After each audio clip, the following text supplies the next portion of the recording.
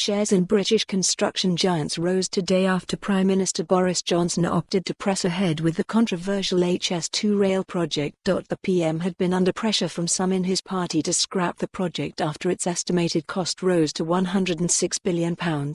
But today he gave the infrastructure scheme the green light, telling the Commons, "You know this country is being held back by our inadequate infrastructure. Read more, HS2. Businesses react to Boris Johnson's green light for controversial rail project. We can try to get by with existing routes from north to south, consign the next generation to overcrowding, or have the guts to take a decision, no matter how controversial."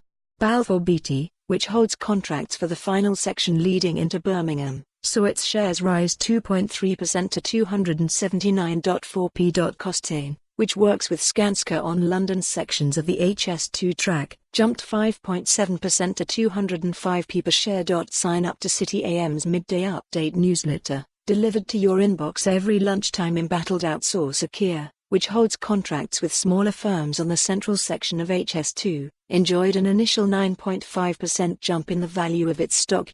Balfour Beatty hailed the approval of HS2 as a boon for the UK economy and society. CEO Leo Quinn said, "As the UK takes its place in global markets, improving our connectivity and competitiveness as a country and revitalising our heartlands has never been more important. Now the UK can clearly demonstrate it has thrown open its doors for business and investment. HS2 is a bold regeneration scheme that is ready for implementation and provides a true legacy for the generations to come.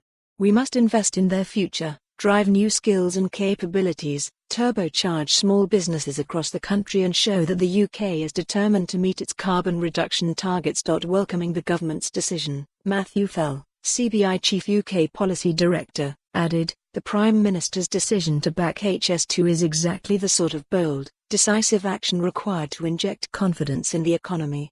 It sends the right signal around the world that the UK is open for business." Despite giving the scheme the green light, the PM was also critical of how HS2 Limited had handled the project so far. Johnson will appoint an HS2 minister to lead the project and control its costs. Read more, Boris Johnson to appoint minister to oversee HS2 as he gives rail link green light. The decision has also drawn mixed reaction from across the political divide, with local politicians expressing their support, whereas some Tory MPs are deeply unhappy at the decision. HS2's costs have spiralled since its original budget of £56 billion in 2015. A review led by former HS2 chair Doug Oakley put the cost at £106 billion. For more on this story, visit the news article link.